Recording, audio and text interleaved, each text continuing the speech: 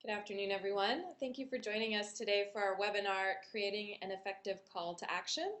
I'm Jill, and with me today is Kim Stiglitz, and she's going to take you through some tips on using call to actions in your email and call to action buttons. This is one of our shorter webinars, so this will be about 20 to 25 minutes long. At the end, we will do Q&A.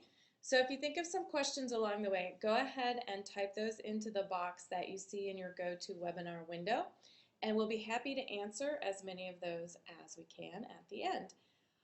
To answer a question I'm sure that's in a lot of you guys' minds already, is this being recorded? The answer is yes, we have a recorded version, and we will have that available next week on our help site.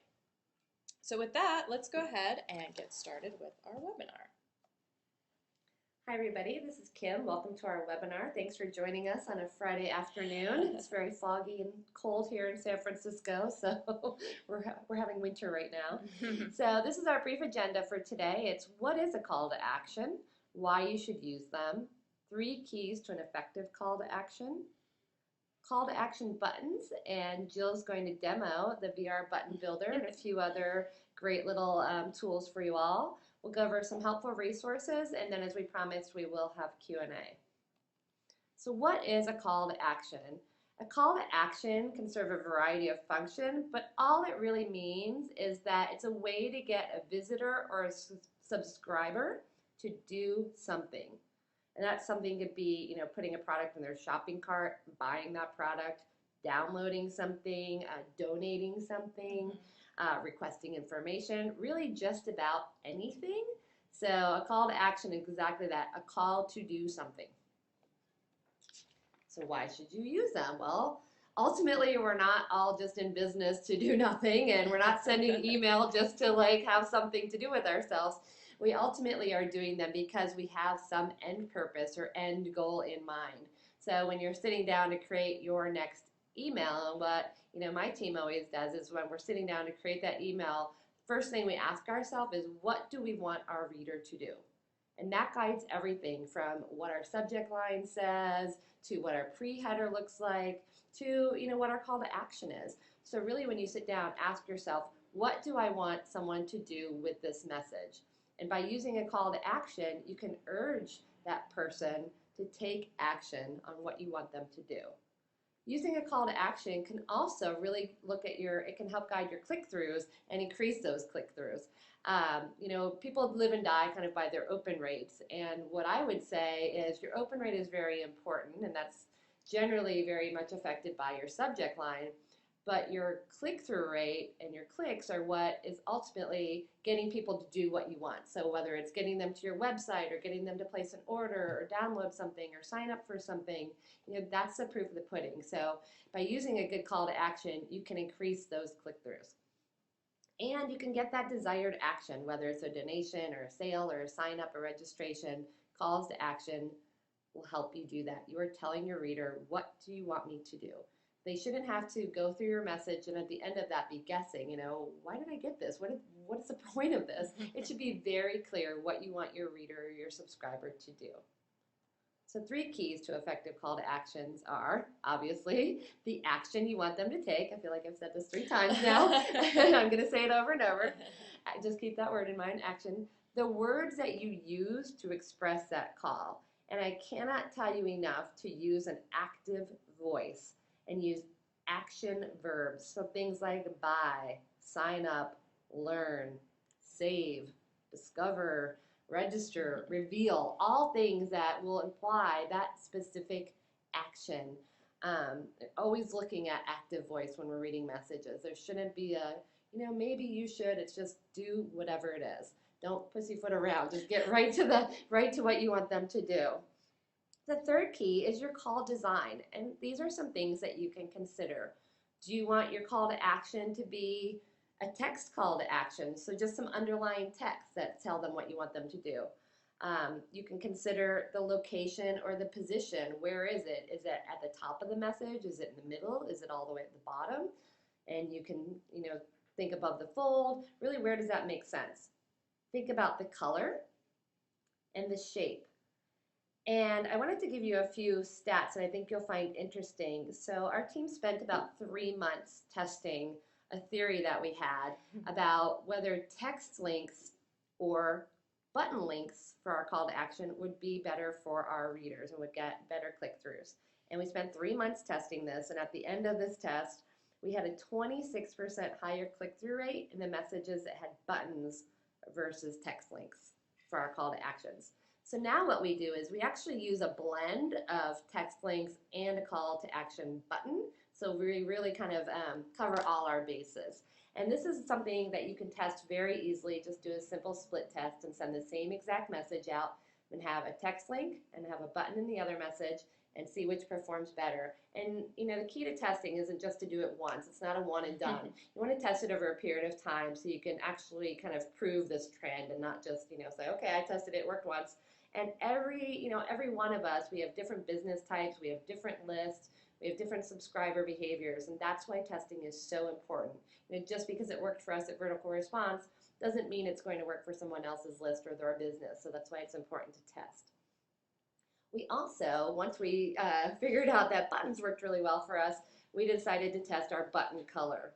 And our newsletter had a lot of blue in it. And one of the good keys for call to action buttons is to use a color that doesn't blend into your overall design. You want to use a contrasting color. So we tested blue, it looked very nice because it kind of fit in with the overall branding. And then we tested a bright green.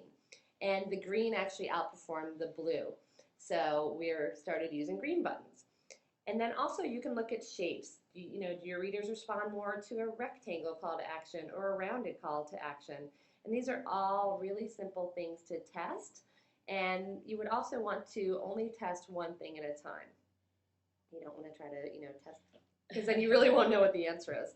Another fun fact is, thinking about what words do you use in your call to action. And we recently did a test where we did the same exact message. We used call to action buttons in both messages, but on one it said, get the guide, and then the other message it said, download the guide. And we had a 2% higher click-through on the one with download versus get. People understood what download meant. When you said get the guide, they might have thought, oh, I'm going to have to fill out a form, or it's, I have to get it in the mail, or whatever that is. And the one with download in it had 43% more revenue generated from it. So using that straightforward, tell people exactly what you want them to do and make it understandable so they don't have to guess. Some other good guidelines for call to action buttons, since we're talking about how much we love buttons, are your call to action buttons should ideally be the largest button on a given page. If you're doing this on a website, you may have more than one button. So making sure that that call to action button is the largest one will ensure that it gets seen. As I mentioned, using contrasting colors to make smaller buttons. If you can't use a large button maybe in your email campaign, you want to make sure if you have another image in there, which typically everybody has images in their emails, you want to make sure that you use a contrasting color again so that button will stand out. And we'll show you some examples of this as well. Your call to action buttons need to command attention without overwhelming your message. So when we show you some examples, you'll see this because they're an element and they need to stand out, but you don't want your message to just be one great big giant call to action button. And our button maker, you could actually make a huge button, but there are many reasons why you would not want to do that. Again, your button is an element, it is not the message. Again, one last time, use simple, direct language. Remember, action verbs are your friend. And use a large, bold font on the button for the main text. And you usually want to keep your call to action to about 3 to 4 words. You can maybe go to 5, but you don't want to start to have 3 lines of text or something like that on your button. You should be able to very clearly express what you want people to do in a few words. And make sure that language clearly calls for your specific action. So now let's look at a few examples. So these are very, very simple call to action buttons. And by reading them, you can clearly understand what you need to do. Get started, sign up, and then the third one I put in here, excuse me one second, are 2 different buttons, donate now or donate. Which one seems more actionable? Well, the donate now has a sense of urgency. And so it's the one on the left seems more actionable, and it actually outperformed the other one by about 25%. So our next examples are some vertical response examples, and one from Smashing Book. Excuse me, one second. Can you do this one? Sure. So if you look at the call to action button, these are some icons that you're muting me. These are some ads that we put on different pages in our system, and they all have call to action on them. So these are images with call to action buttons on them. So learn more in the top left, get started today in the top right. Click here to fill up your tank with email credits. And the one on the bottom left says order now. And these are all images that also include call to action buttons as well. Thank you for rescuing me. I was choking it up. And you can see, even though there's other elements here that maybe compete for your attention, the button clearly stands out by using that contrasting color. Okay. So this is the VR button builder, and this is something that we've recently included in our system. Hopefully you've all at least seen this or maybe had a chance to play with it a little bit. But we have created a website for you to go and create your own buttons to use within your email or on your website, and it's free.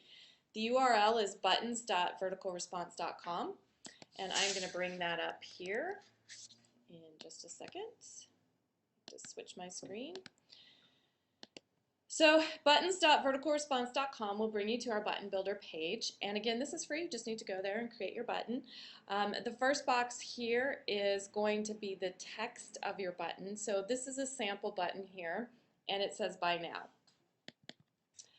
Let's do register today. So we're going to have people register for a webinar maybe. So you can see what it's going to look like. And then this is kind of the fun part here. So you get to select how you want your button to look. You can have a rounded corner like this. There's also rectangle, square, so if you wanted a square button, or even a circle. And again, as Kim said, this is something you can test with your recipients and see what they respond to better. It could be that a circle is something that your readers respond to more than maybe rectangle. I'm going to do rounded because I kind of like that one. I think it's also important to think about what are the other design elements in your email. Yeah. So will a round, blend in, or will it stand out, and things like that. The button color, again, you get to select what you want to use. So there's some basic colors: white, green, blue. The fun part is the one that says other. So if you want your button to match something in particular, maybe an element in your email, or you're trying to match something on your website, you can either type in the one that you want to use, or you can use a color matching program here to go through a color picker and select what you want to use. If you're trying to match something on your website, there is a little tool that we use a lot here. It's something that's built into Firefox. It's one of the add-ons that you can use, and it's called Colorzilla. And it'll give you the color code for any color that you might want to use on your button, in your email, on your website, wherever you need to get a code. So I'm going to show you. So this is our website. So if I wanted to match this green color, I would click on my color picker. I get the little eyedropper, and then I can mouse over whatever color I would like to try to match up. And I don't know if you can see it, but in the bottom of the window down here, it shows me the colors that I'm mousing over, and then it gives me the color code for that. So my code is... Jill introduced this to the marketing team a few weeks ago, and it's like a kid in a candy store. They love it. I just assumed everyone knew this, but apparently my assumption was wrong. So I can match up the colors if I wanted to. I could also change by clicking in here as well. That's a little bit off of my color because when I moused over it, it went different. Let's see, let's try this green color that's a little brighter.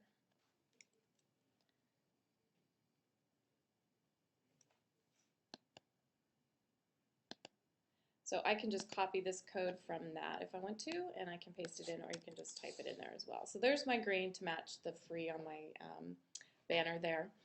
The default for creating your button is no border. The thing I would recommend is if you do a white border, whoops, if you do a white border, I don't know why that suddenly did that. It will make the edges a little smoother on your button. See, if I did no border, it's a little bit pixelated. If I do a different color, it makes it a little bit, it stands out a little bit more, but I think a white cut border makes it look a little bit neater so that you don't have the pixelation. You can select your font, so whatever you want to use in here for your font, you can. I happen to like Georgia, but you might like something else. And then you can change your font color as well. Again, you have the same colors that you had for your button color, and you also have the option of changing it to something else, just like in the button color as well. So you can sit and play with your buttons a little bit, and as Kim was saying earlier, this is a great thing to test with your readers. If there's a couple colors you think they might respond to, you can test that out. You can also create something contrasting to your email. You know, you might have a nice green button on the white background of your email that only has a little bit of color. Maybe you have lots of color and you want to have maybe a bright red button that will get people's attention. It's something to think about, what you think your readers will respond to and what's going to bring the button's attention to them. And I would just recommend using the same best practices you use for creating your email, you know, not putting, you know, black text on top of a red background and things that really are hard on the eyes or for your readers. Make it as easy as possible. Use good contrasting colors, but you know, don't go overboard. And again, it's a very small amount of text, harder but to read still, there. yeah, that's a little rough. So. And then once you've created the button that you like, you can put in your email address and we will send the button to you. You could also just grab it from here as well. This is an image. It's a GIF. So that means you can upload it into the library in your vertical response account. We'll store it in there for you, and you'll be able to place it in your email like you would any image that you'd be using. So any image placing in your email, you would do the exact same thing with the button. Click the little tree icon, pick your button from your library, put it in your email, and then click it again, click the little link icon in the toolbar, and you can make it a clickable button. So it's just like any other image in your email. It just happens to be a call to action button. That's really the difference in this button builder too, is that it was specifically designed to be used in email, and so that's why it's a GIF versus, you know, any kind of code. Yes. So let's switch back to our deck here and go to our resources slide. Go. So these are some of the resources that we have set up for you. Our blog, blog.verticalresponse.com, has lots of information just on email marketing in general. Our product blog, which you see the URL for up at the top of this slide, has a lot of information about different aspects of our product, including the button builder. There's some information there, and there's also a blog specific to creating call to action buttons, so you might want to take a look at that. Our VR Buzz newsletter is the one that Kim was talking about earlier, where we were doing some testing on you guys with the color of the buttons. We also have some guides that are available for you from our guides page, and our guides are free, so this is something that's great for you as a resource. And there's a couple listed here to help you. 8 email marketing basics to remember, have some tips on creating a really great looking email, including call to actions. Email checklist are just some things to keep in mind when you're creating your email. There's one other one that you might want to take a look at. It's called Testing 1, 2, 3. So if you decide to start doing some testing with your call to action buttons or links, we have some tips on what you should do and how to do testing. The button builder, again, buttons.verticalresponse.com. And of course, if you have questions about using the buttons, there's some more information on our help site, as well as how to insert images and things like that are available on the help site as well, and that's help.verticalresponse.com.